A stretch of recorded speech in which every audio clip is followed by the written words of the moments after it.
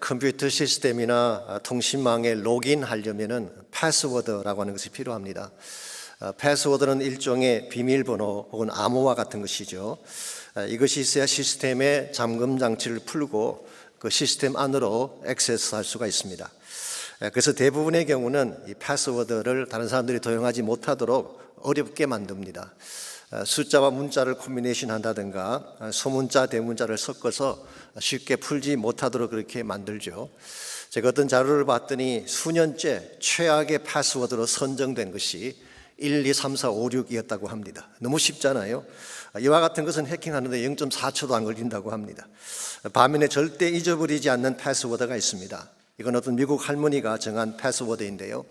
나이가 많다 보니까 식사한 것도 잊어버려서 또 잡숫하는 판인데 컴퓨터의 패스워드를 어떻게 기억하시겠어요? 그래서 이분은 패스워드를 아예 incorrect, 틀렸다라고 하는 그런 단어로 정했습니다.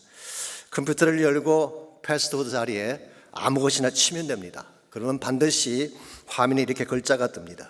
Your password is incorrect. 당신의 패스워드는 틀렸습니다.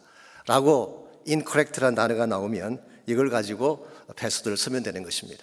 이와 같이 패스워드라고 하는 것은요, 무엇인가 닫히는 것을 여는 그런 역할을 하는 것인데 우리 인간관계를 여는데도 패스워드가 필요합니다. 우리 인간관계도 막힐 때가 많기 때문에 그렇습니다. 사실 인생에서 가장 중요한 것이 관계성 아니겠습니까? 삶이라고 하는 것은 관계성의 집합인데 인생의 모든 것이 관계로 엮여져 있습니다. 가정도, 직장도, 학교도, 사회도, 심지어 교회 생활도 관계성을 떠나서는 존재할 수가 없습니다. 그런데 이 관계성에 문제가 생길 때가 있죠.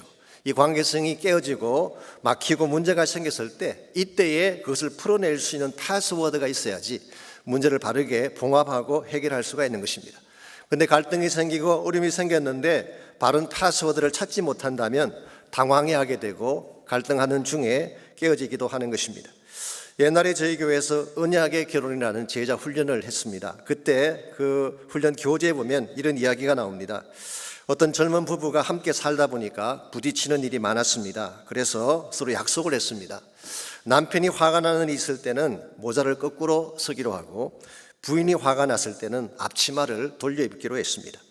그래서 남편이 모자를 거꾸로 쓰고 들어오는 날에는 부인이 알아차립니다. 지금 화가 몹시 났구나 알아차리고 잘 해주는 것입니다. 웬만하면 잔소리하지 않고 바가지 긁지 않고 참아주는 것입니다. 반대로 부인의 앞치마가 돌려 입혀져 있는 날은 절대로 남편이 거슬리는 일을 안 합니다. 연습곡을 뭘 보든 간섭하지 않고 안 시켜도 부엌에 들어가서 설거지하고 청소를 하는 것입니다.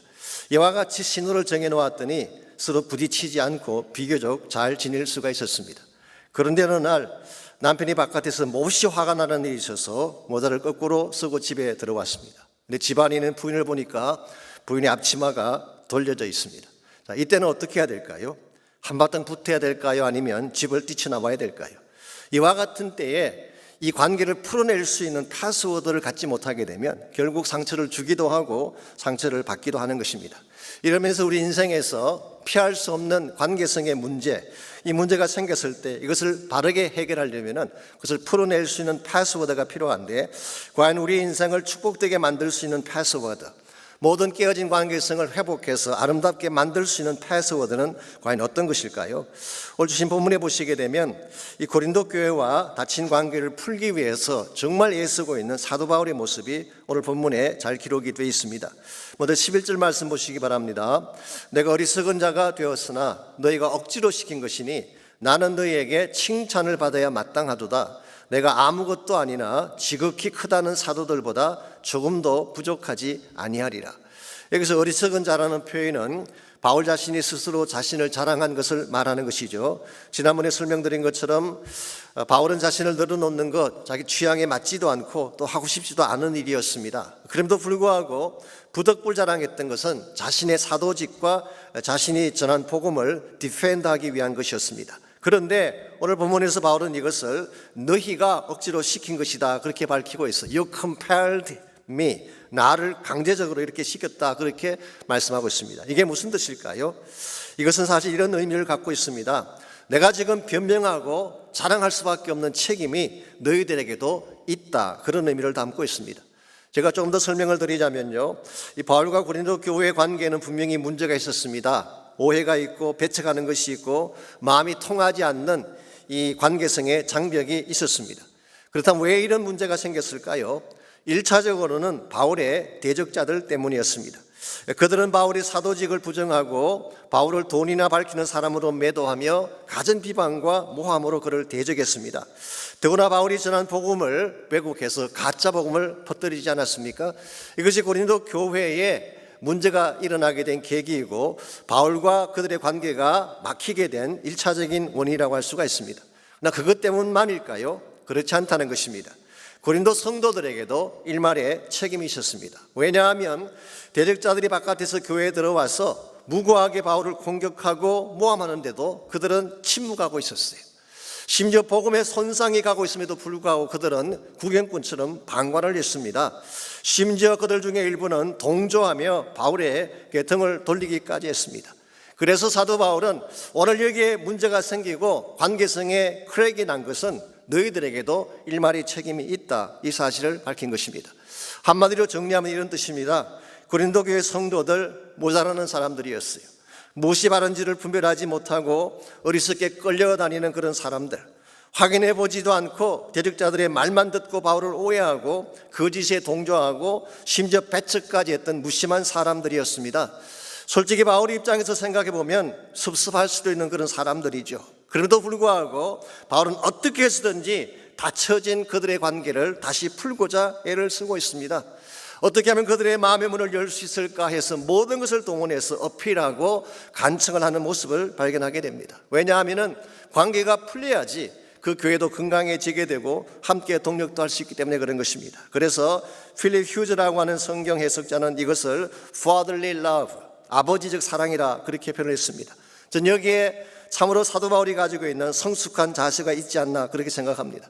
상대가 문을 닫았다고 해서 본인도 문을 닫는 것이 아니라 상대는 문을 닫았지만 어떻게 해서든지 다시 문을 열고 관계를 회복하려는 그 모습 가운데에 건강한 크리스찬의 모습을 발견할 수가 있습니다.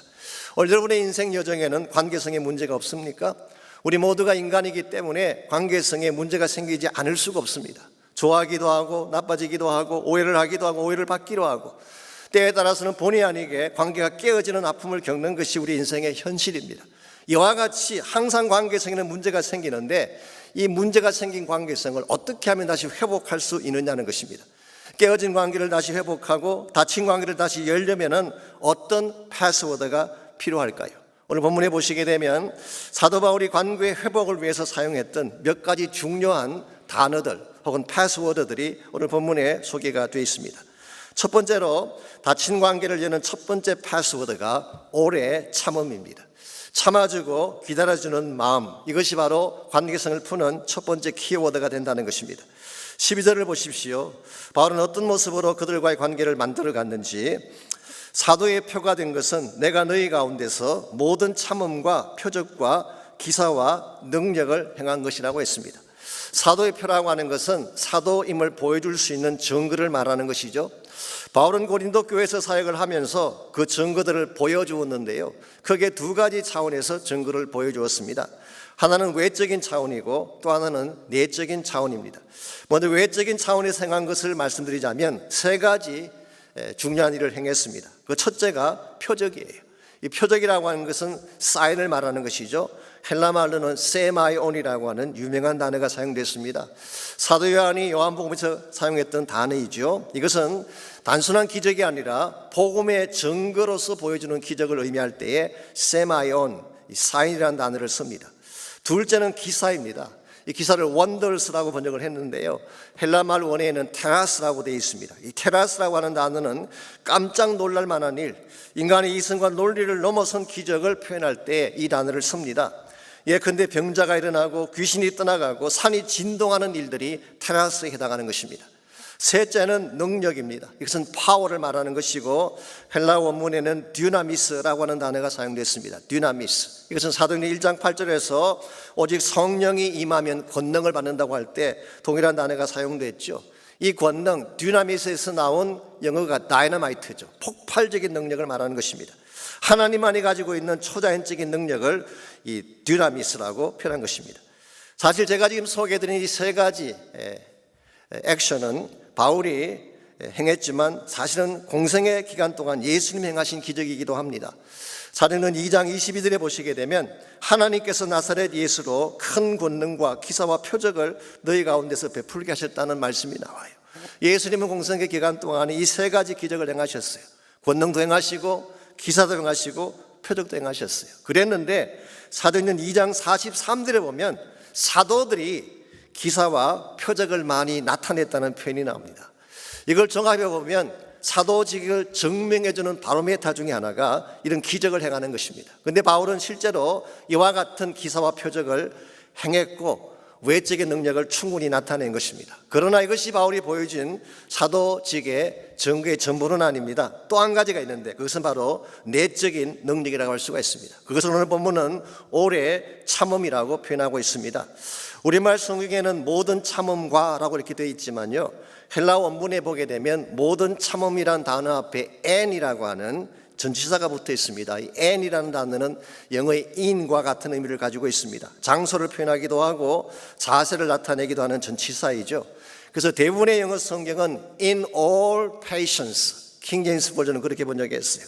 혹은 in all perseverance, 모든 것을 참고 견디는, 즉 인내심을 가지고 오래 참음으로 견디는 가운데에 기적도 행하고 표적도 행하고 능력도 행했다, 그런 뜻입니다. 이걸 보게 되면 바울은 단순히 외적인 능력만 가지고 사역한 것이 아니라 외적인 능력 플러스 내면에 있는 오래 참음의 내적인 자질을 가지고 그들을 사역한 것입니다.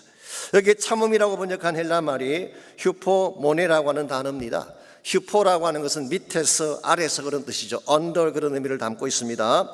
모네라는 단어는 remaining, 머문다 혹은 견딘다, enduring 그런 의미를 담고 있습니다. 그러므로 휴포모네라고 하는 것은 누군가의 밑바닥에서 누르고 밟아도 끝까지 참고 견딘다, 그런 뜻이.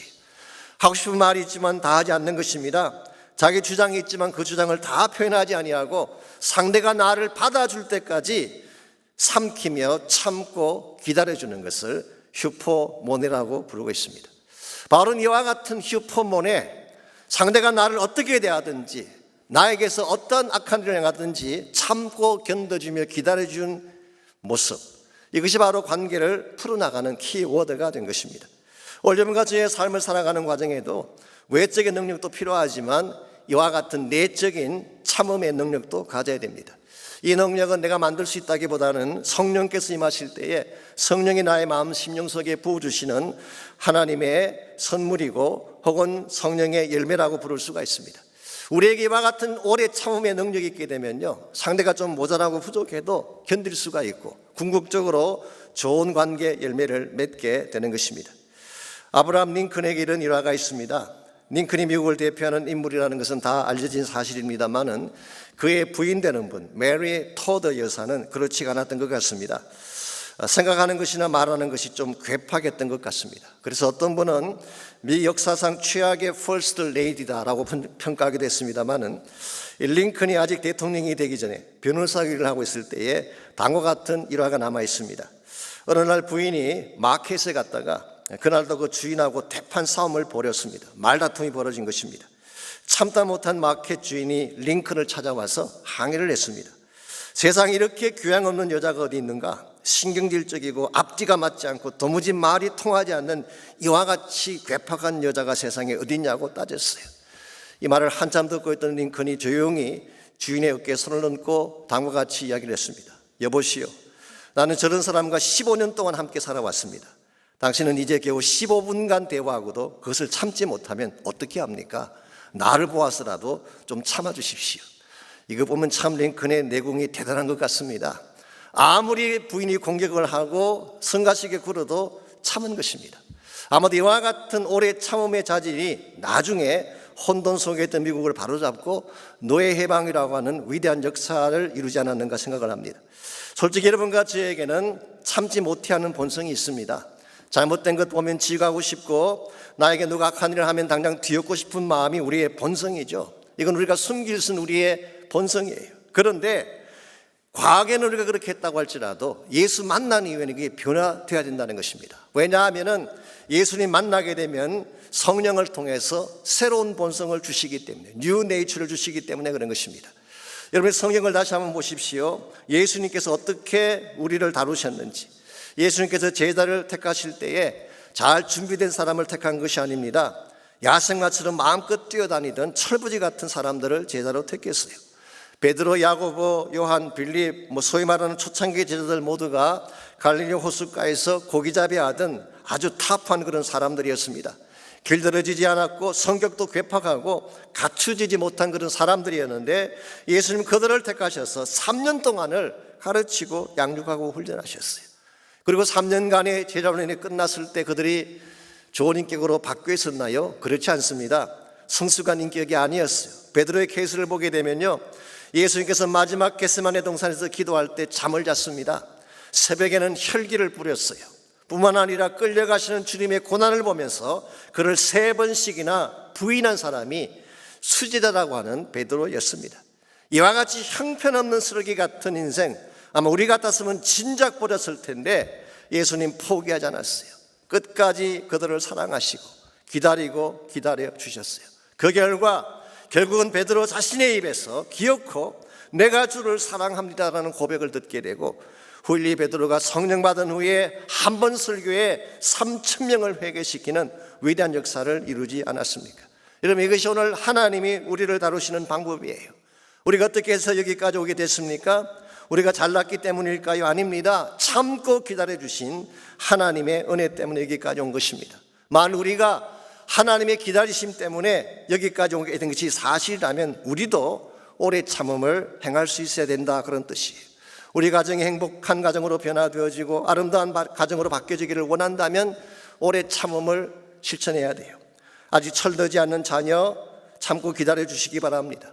상처를 주고 뒤돌아 앉은 아내나 남편이 혹시 있다면 참고 기다려 주시기 바랍니다.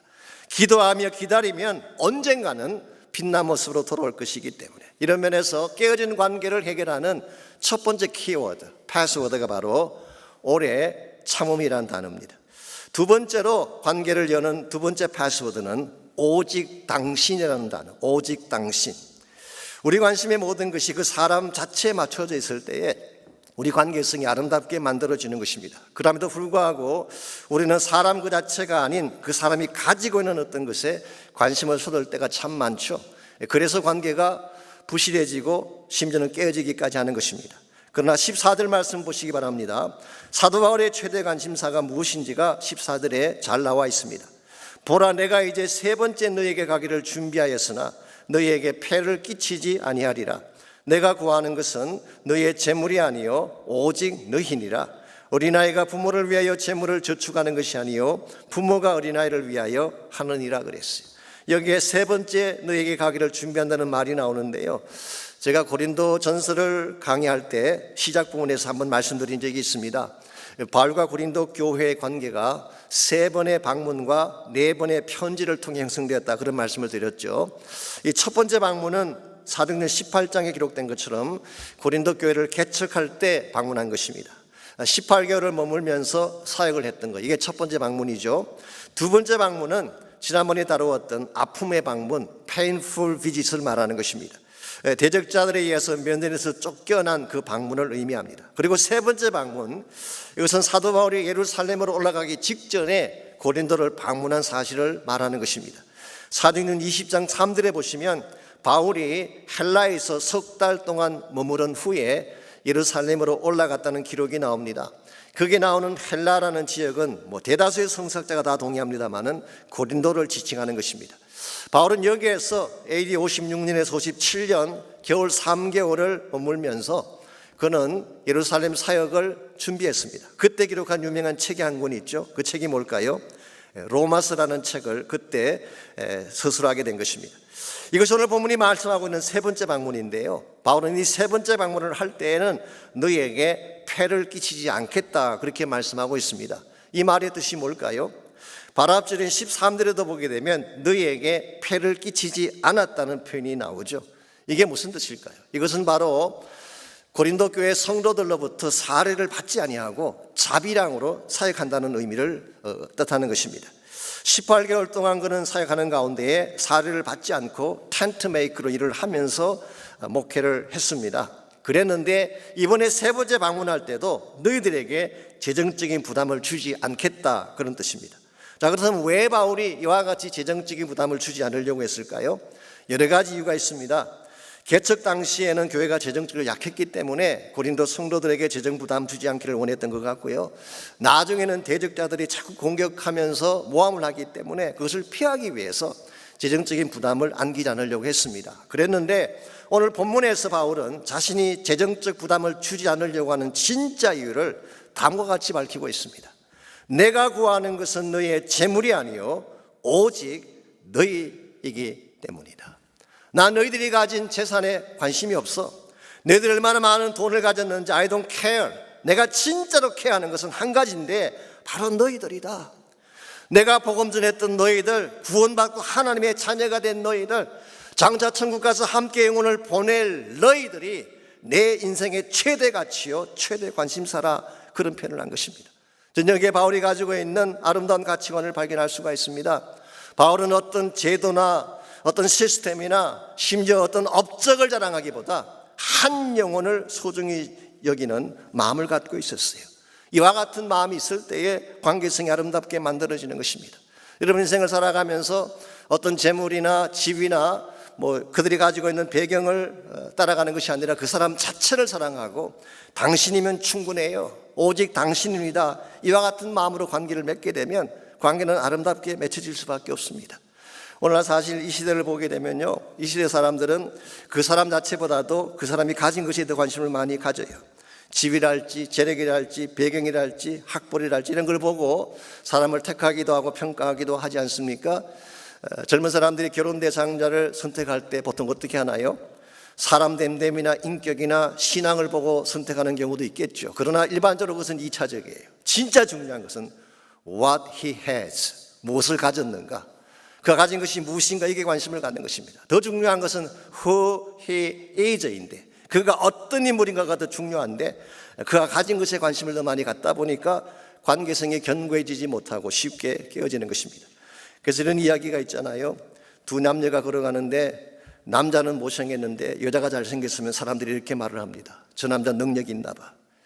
남자는 잘생겼는데 여자가 좀 못생겼으면 저 여자 돈이 많은가 봐. 근데 남자도 못생기고 여자도 못생겼으면 저들은 진짜 사랑하는가 봐 라는 그런 말이 있잖아요. 이게 사실 오늘 세태를 반영해 주는 조커가 아닐 수가 없습니다. 세상 사람들은 조건을 따라 만나고 그가 가진 무엇을 바라보며 관계성을 맺지만 우리는 그렇게 하면 안 되는 것입니다. 우리는 사람 자체를 소중히 여기고 사람 자체의 내면에 있는 가능성을 보고 그 사람을 만나야지 장차 더 아름다운 관계를 만들게 되고 실제로 한 사람의 관계를 통해서 귀한 열매도 맺게 되는 것입니다. 오래전에 미국의 오하이오주에 있는 한 농장에 짐이라고 하는 17세 난 일꾼이 있었습니다.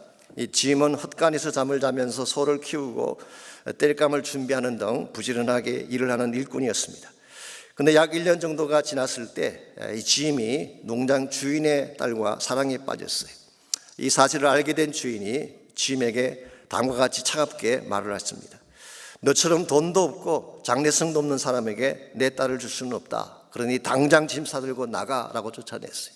그래서 할 수 없이 이 사람이 농장을 떠날 수밖에 없었습니다. 그런데 그로부터 약 30년이 지나는 날 농장 주인이 헛간을 정리하다가 우연히 예전에 짐이 잠을 자던 자리를 보고 깜짝 놀라게 됩니다. 왜냐하면 그 자리에 그 사람의 이름이 새겨져 있었는데 그 이름이 제임스 A. 가필드라는 이름이 새겨져 있었어요.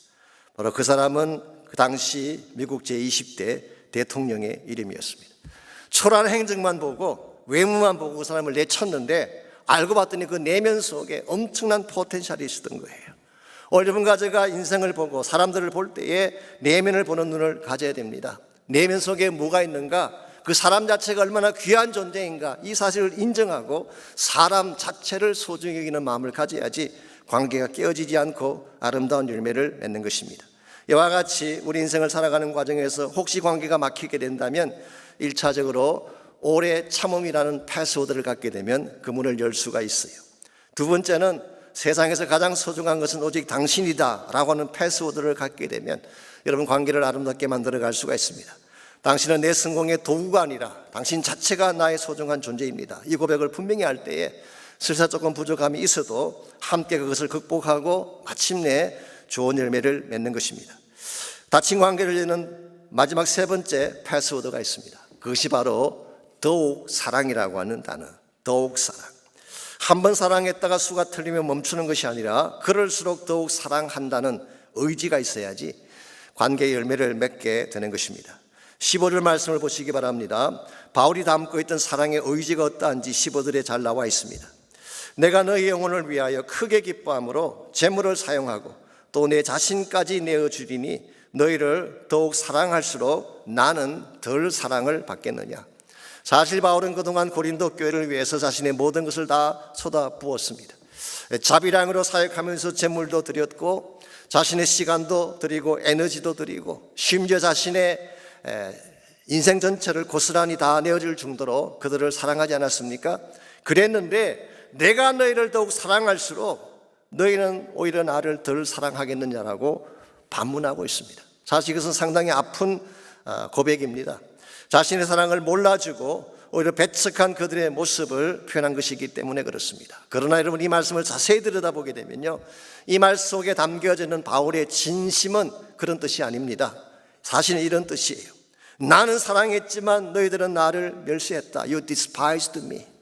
나의 모든 것을 다 바쳐 너희들에게 다가갔지만 You rejected my love. 너희들은 나의 사랑을 거부했다. But even so, 그럴지라도 I love you more and more every day. 그러할지라도 나는 너희들을 매일매일 더 사랑하고 사랑하리라. 여기에 강력한 사랑의 의지가 담겨져 있습니다. 이와 같은 사랑의 의지가 있을 때에 아무리 위험한 관계, 깨어지는 관계라도 다시 그것을 회복할 수가 있고 새롭게 만들어갈 수가 있는 것입니다. 오늘 여러분과 저에게 불구하고의 사랑 필요합니다. 상대가 나를 배척할지라도 나는 다가서려는 마음, 상대가 나를 어떻게 대할지라도 그러할지라도 더욱 사랑하리라는 이 패스워드가 분명할 때에 여러분은 깨어진 관계를 회복하고 더 좋은 차원으로 나아갈 수가 있는 것입니다. 여러분 처음부터 완벽한 사랑, 성숙한 사랑이 있을까요? 저는 그런 사랑은 없다고 생각합니다. 처음에는 다 미숙한 것입니다. 다 서툰 것입니다. 그래서 서로 상처를 주기도 하고 상처를 받기도 하는 것이죠.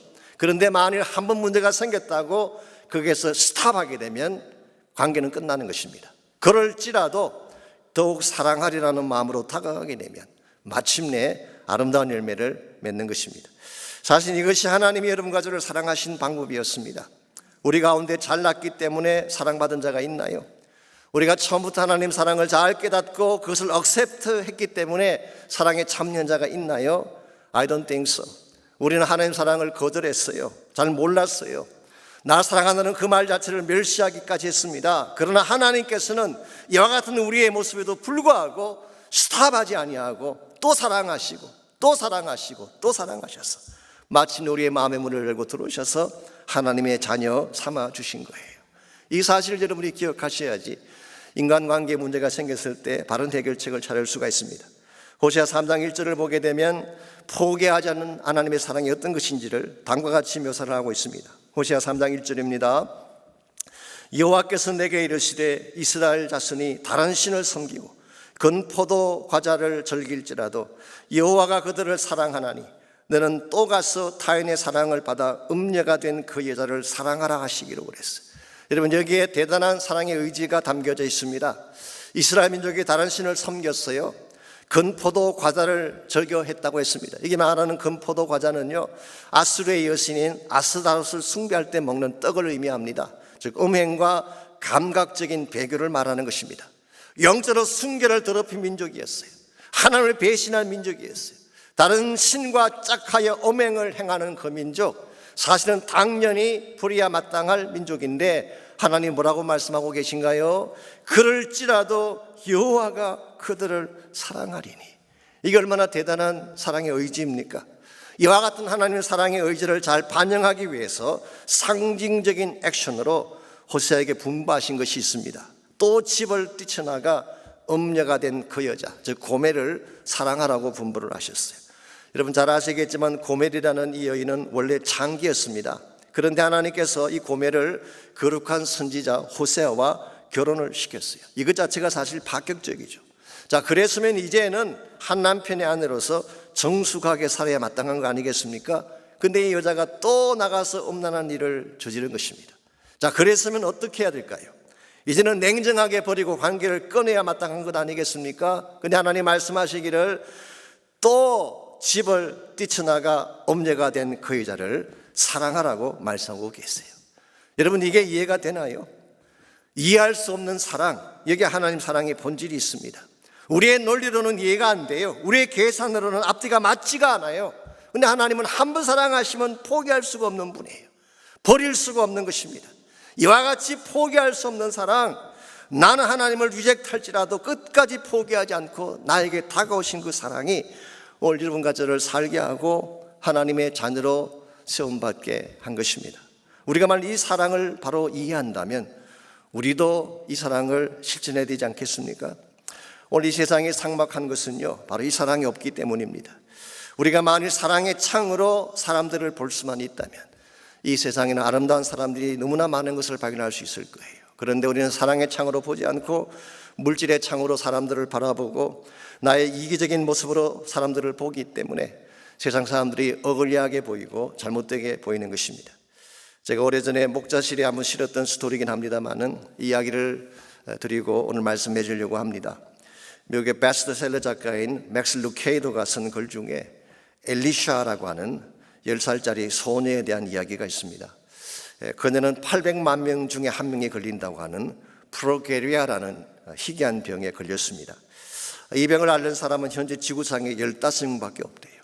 수명이 길어도 20세를 넘기지 못한다고 하는 절망적인 질병입니다. 나이는 10살밖에 안 되었지만 엘리샤의 피부는 70노인처럼 주름이 잡혀 있습니다. 머리는 벗겨졌고 다리는 구부러졌으며 코는 오그라져서 누가 보아도 괴물처럼 보이는 흉측한 모습이었어요. 이런 엘리샤를 보며 사람들은 외계인이라고 놀리기도 하고 괴물이라고 조롱하기도 했습니다. 그때마다 그녀의 어머니는 마치 보배를 다루듯이 엘리샤를 가슴에 꼭 껴안고 입을 맞추며 다음과 같이 말을 합니다. I love you. 너는 나의 보배란다. 왜 그랬을까요? 다른 사람의 눈에는 괴물처럼 보이는 딸이 왜 어머니에게는 보석처럼 빛나 보였을까요? 그것은 어머니의 눈이 멀었기 때문이 아닙니다. 오히려 그 반대입니다. 사랑이라고 하는 올바른 창으로 보았기 때문에 그 아이의 참 가치를 보게 된 것입니다. 여러분과 저에게 이 사랑의 눈이 필요합니다. 사랑의 눈으로 아내를 보고 남편을 보시기 바랍니다. 사랑의 눈으로 자녀를 보고 형제를 보시기 바랍니다. 사랑의 눈으로 이번 원수되었던 나에게 아픔을 주었던 사람들을 보시기 바랍니다. 그때 그들의 아름다운 모습이 보이기 시작할 거예요. 그리고 그때 깨어졌던 어떤 관계도 다시 회복될 수가 있습니다. 이런 의미에서 사랑이라는 패스워드는 우리 모두가 가슴속에 품어야 될 가장 아름다운 언어입니다. 오늘 우리 안에 사랑이 있습니까? 사람이 나를 배척할지라도 더욱 다가가 사랑할 수 있는 사랑이 우리 안에 있는지요? 그러나 여러분, 우리 힘만으로 이 사랑할 수 없습니다.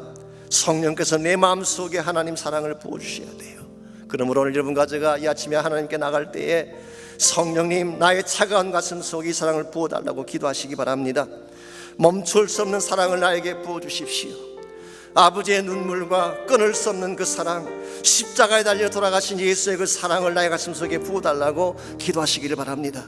이 사랑이 있어야 내가 살아나고 우리 가정이 살아나고 이 사회가 다시 살아나기 때문에 우리 마음 깊은 곳에 이 사랑의 회복이 있도록 기도하는 시간이 있기를 바랍니다. 혹시 여러분 가운데 깨어진 관계로 말미암아 아파하는 분이 혹시 있나요? 그 상대가 누구이든지 이 아침에 그 이름을 가슴에 품고 기도하시기를 바랍니다.